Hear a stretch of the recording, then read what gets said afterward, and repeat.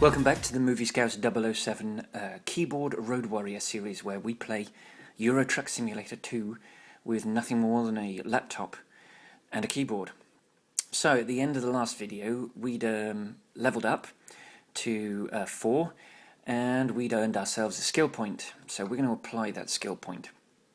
We're now halfway through the ADR skills. So we've already got explosives, we've already got gases, and we've already got flammable. Let's click on that so we can see it. We've got explosives, gases, and flammable liquids. Next up is class 4, which is flammable solids. So let's go ahead and apply that. And click apply. And let's go to the job market. So we're in Felixstowe at the moment. Let's get ourselves a quick job. Remember, we aren't going to buy our own truck until we have been through all of the trucks that are available to us to drive. So, Iveco. Can't remember, have we done in Iveco? Have we travelled in an Iveco? I'm not sure if we have or not. I'm not sure we've done a DAF either, but I don't see a DAF on offer. No, it's all Ivecos and Renaults and Volvos, and there's no DAF available to us. There is a DAF.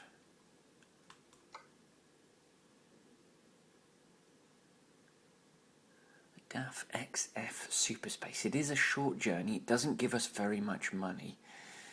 To be honest, it's hardly worth doing, because it's literally driving to Felixstowe and then to the... Let's keep our powder dry for that one. Let's try this.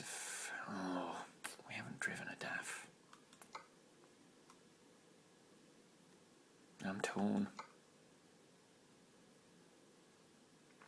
Let's take the DAF. It'll be a very short journey.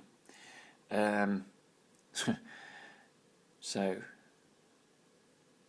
and it's loading. Excellent. So, this is our DAF cabin. This is where we're going to. Let's have a quick look. Let's have a quick look at the cab.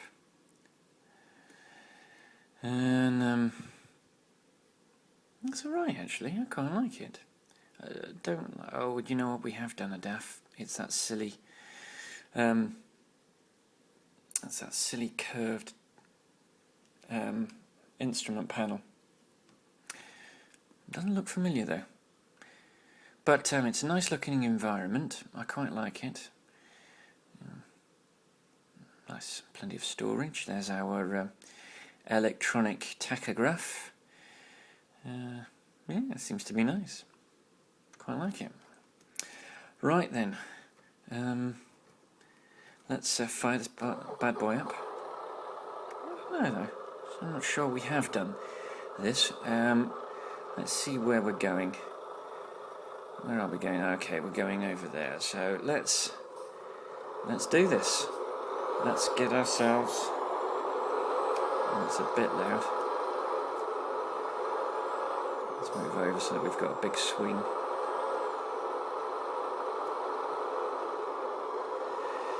Remembering that we are in the UK, and so we do have to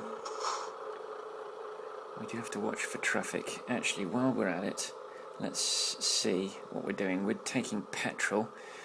We're taking to Esbjerg. We'll get £2,000 for it. We've got 32 hours to do it, but let's be honest, 18 hours. Bearing in mind that a whole bunch of that 18 hours is going to be on a ferry. Oh, listen to that. That's actually quite nice. That's quite a nice engine noise. I don't have the right angle, so I can't see if anyone's coming up the inside, which is all not good. Let's see what the horn sounds like. That's not too bad. And we're going to be taking a left. Oh, that's too loud. We're going to be taking a left at the roundabout.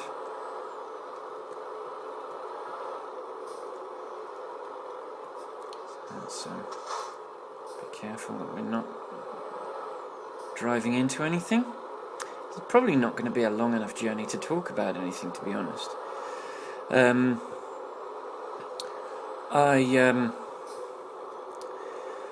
I was talking about earthquakes in the last video, and obviously because of the earthquakes, Christchurch is essentially is a combination of two things. It's a large building site, and it's also a large car park. Let me elaborate. If you're a UK viewer, you will have heard of NCP. It stands for National Car Parks. They're a massive car park company, and they are huge landowners in the UK, and almost every major town and city... Oh no, we're not turning left. Why on earth did I think we were turning left? We might accidentally hit someone. Well, that is embarrassing. So busy concentrating on talking about car parks. We're going to hit that railing? Yeah, we're going to hit that railing. I'm so busy talking about car parks that I wasn't concentrating where I was going. We got away with that. Let's see if we did any damage. No damage. We are really, really lucky. I'm really lucky. Anyway, but in the NCP are the big players in the UK, but the big players in New Zealand, aside from local government, are a company called Wilson. I think it's possibly one of the most depressing things I've seen since I've been in Christchurch is just how much of Christchurch has got a Wilson sign on it. Essentially, once a building has been torn down because it's dangerous, they can't do anything with it. And I think Wilson seemed to have done a deal with the local council or the government or someone that they can temporarily take over that rubble tip until a decision is made as to what to do with that land. And so you will see the Wilson logo all over Christchurch. They have a huge stake in Christchurch at the moment, and it's quite sad. What I think is even sadder is their behaviour. In the UK, we have a real problem with wheel clampers, private companies who are hired by people who own essentially empty land to operate wheel clamping. So if you stop for the briefest of moments, a little van, usually like a tiny car that's got a little panel, a box attached to the back of it, will drive up, park in front of your car so you can't escape, and they will put a triangular shaped clamp with chains all around your car, and then they charge you £200 to £300 to get it off.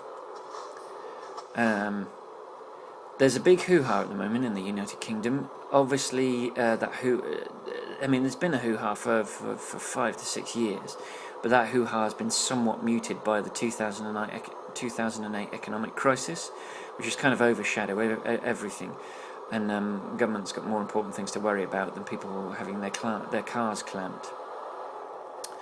But in Wilson, you pay your fee to park there, and they are standing by your car waiting to fine you if you're late by minutes.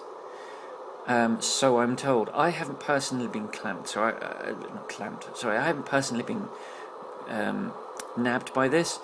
We tend not to try and use our car unless we have to. If we go shopping, then the car goes with us, but the supermarkets have a car park, a free car park that you can use for up to 2 hours, and so that's fine.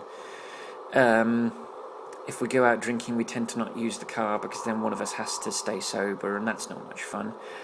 And Christchurch isn't huge. I mean, the distances I think you can probably walk everywhere within the major part of Christchurch within an hour. I think pretty much within an hour you can pretty much walk. I used pretty much twice there, now 3 times. That's just bad English.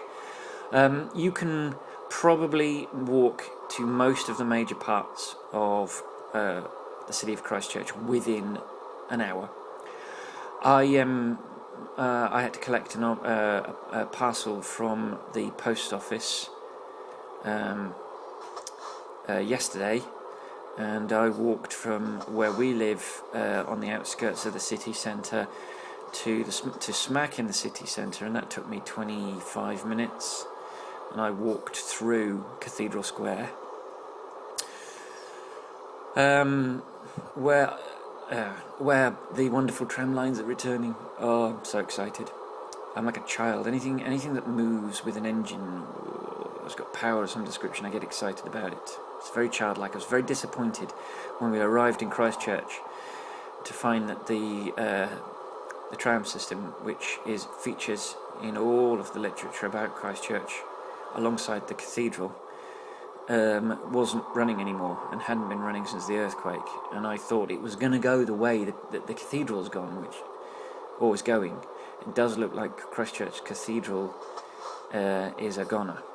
They'll tear it down. There are moves to try and protect it, but I've mixed feelings about that. As an atheist, I couldn't care. It's a religious building. Religion, for me, is a nonsense. If it's not a nonsense for you, that's fair enough. I'm reluctant to see taxpayer money, billions of pounds of taxpayer money, billions of dollars of New Zealand taxpayer money spent restoring a building which is essentially for people that believe in a supernatural imaginary friend in the sky. But it does bring in tourist revenue, so I don't know, does one outweigh the other? If you believe in God, then that's up to you. I personally don't. I wouldn't impose my atheism on anyone else. If you want to believe in God, go ahead and believe in God. I think it's a little bit ridiculous to believe in something for which there can never ever be any proof, and for which the suspension of disbelief and the willing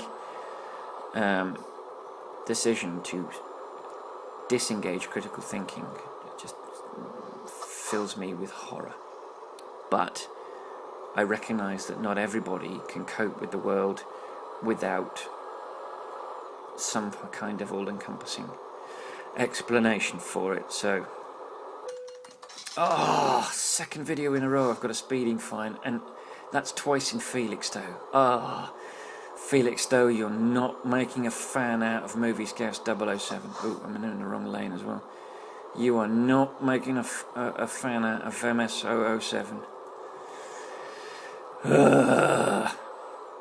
Right, so we'll duck in here, get ourselves on a boat, and we will nearly be at the end of our journey. This is going to be one of the shortest journeys we'll have engaged in, apart from possibly the Manchester journey.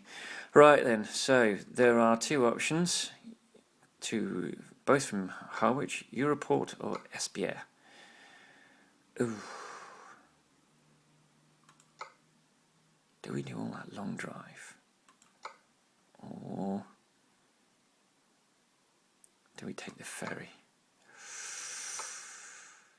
I'm not sure. Have we got plenty of time? Do you know what? I'm not sure we've got enough time. Let me escape for a second. Let's just see what we've got in terms of time. So,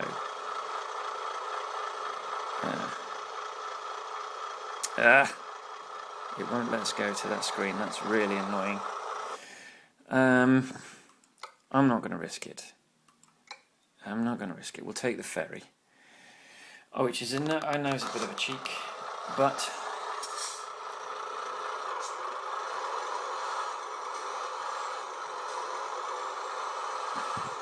why are we in that view? That's not the view we want. This is the view we want. And obviously, because we've taken the job in the UK, we're in a lorry that's, oops, on the wrong side of the road. So yes, Wilson do seem to have taken over Christchurch. Christchurch is a bit... It's a little bit depressing between the number of car parks that are built on essentially rebel sites. Not rebel. This isn't Star Wars. Rebel sites, and the half-constructed buildings that half-destructed buildings that remain that haven't yet been pulled down. And the fact that pretty much everybody that you talk to that lives in Christchurch ends up talking to you about the earthquake. It's almost impossible to get away from the subject. Although ironically, it seems like you're giving them a new opportunity to talk about it. I think in some ways it's a little bit cathartic for the locals to talk about the earthquake to a stranger, to sort of add those layers of detail that they don't have to add when they're talking to another local, someone who also went through it. So, in some ways, I feel like it helps a little to let them talk about it. And everybody's got a different story. I mean, the first week that we were here, the electricity to the house had a problem. And the electrician who had happened to come over from the northeast of England before the earthquake was actually in the central business district and was on a scaffold when the earthquake hit and fell off the scaffold onto a car. We had a plumber come to fix our dishwasher 2 weeks ago, and he was living in the outer parts of Canterbury, so he felt the September one and not the February one. So I mean, everyone's got a different story to tell, and actually one of the things that comes across most strongly is how difficult it is for locals to find their way around Christchurch, or how difficult it was for them to find their way around Christchurch, because most people, locals found their way by referencing landmarks, buildings. Of course, a lot of those buildings no longer exist. Whoa! That was close. That was far too fast. There's a number of videos about the earthquake, about the February earthquake, that feature a piece of statuary.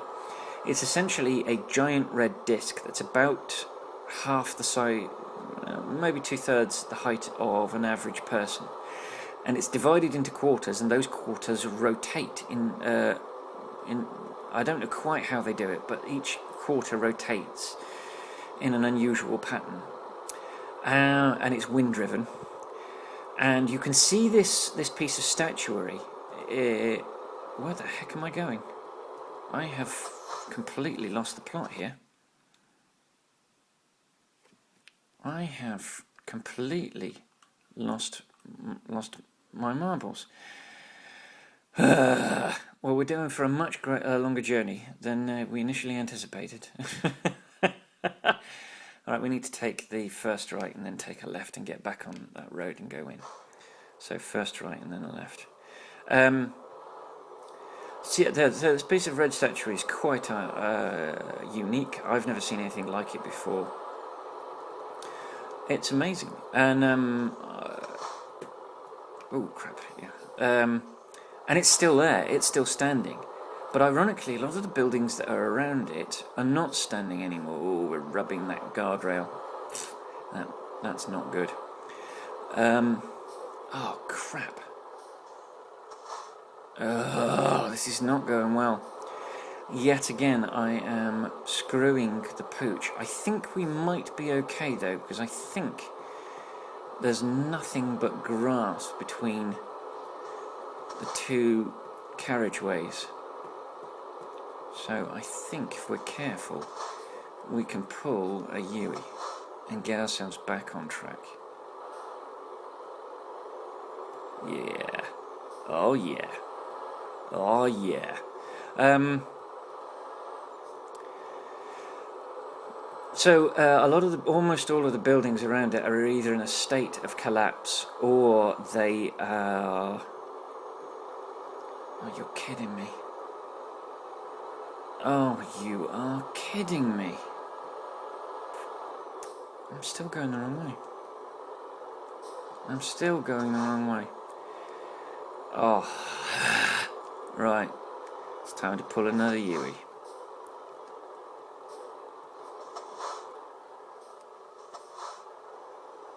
Let's hope we can do this without crashing into anything.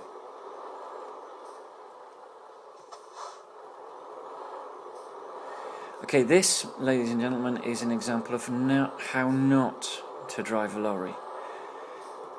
Oh, for crying out loud. This is rubbish. This is appalling. This is an atrocious standard of driving that I wouldn't wish on my worst enemy.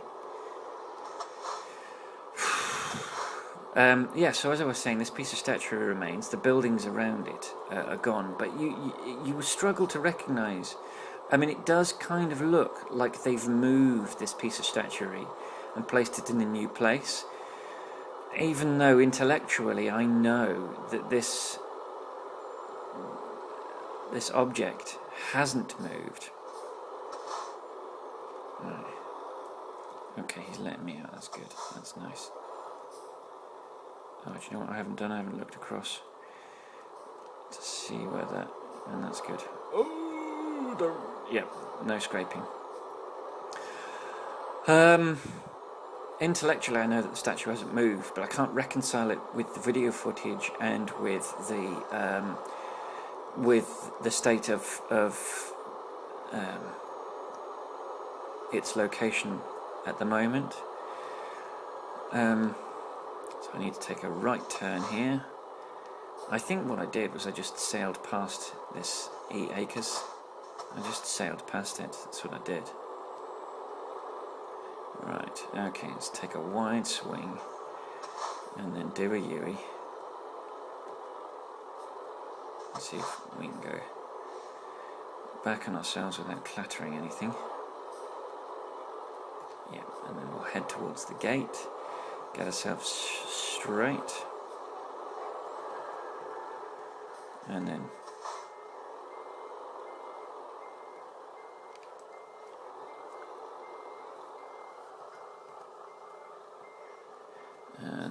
where am I? It's difficult to actually see where I'm supposed to be reversing to. Where is it?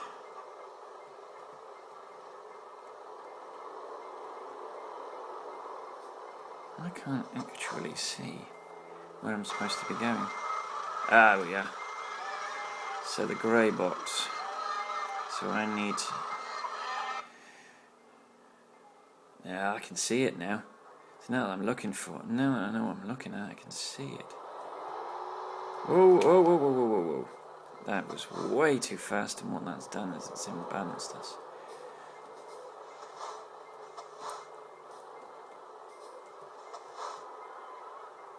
Let's get over.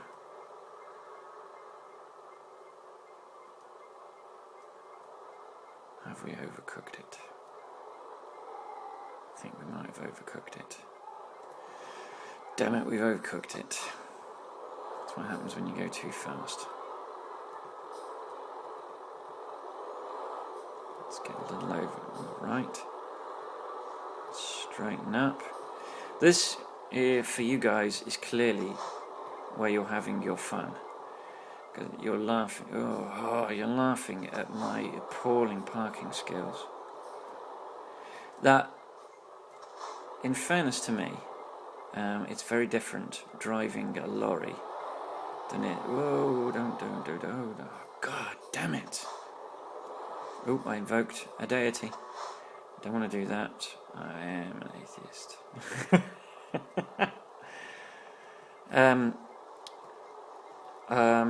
Yeah, I like to think I'm okay at parking in a car because I'm not dealing with the articulation. I think is where I come unstuck with oh, you idiot. Too fast. It's the buttons. Everything is in reverse. And then I'll hit the reverse key, and suddenly I'll rock it backwards, and then everything happens too quickly.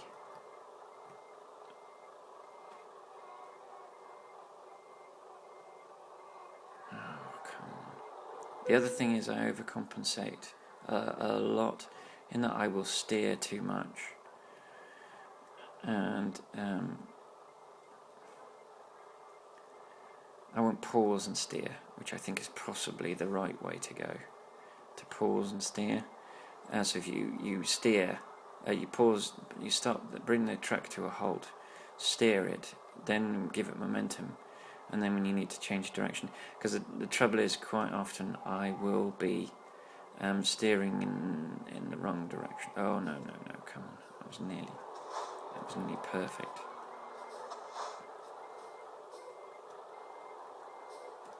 I think we're nearly there.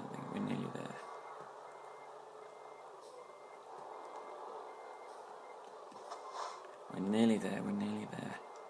Just a little bit more. Nope.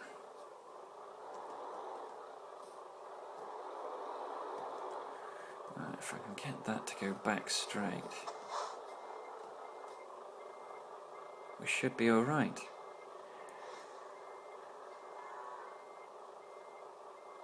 Are we? Are they going to give it to us? Are we going to get the bing? Are we going to get the bing? Nope, we're not. We've done something wrong.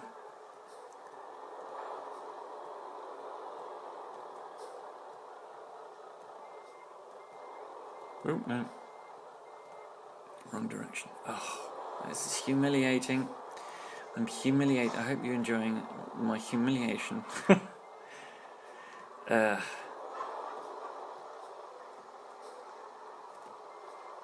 Let's try and get this straight. See if we can get in straight. Oh, come on. No. So what happened there is I overcompensated and I wasn't going straight.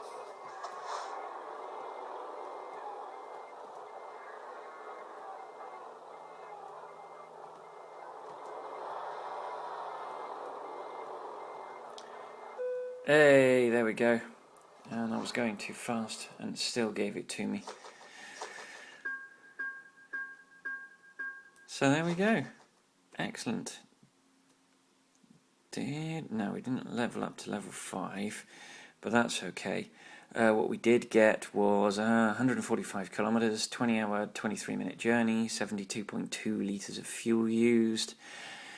We got £2,112 and 220 XP. We got an ADR delivery bonus and a bonus for parking the trailer.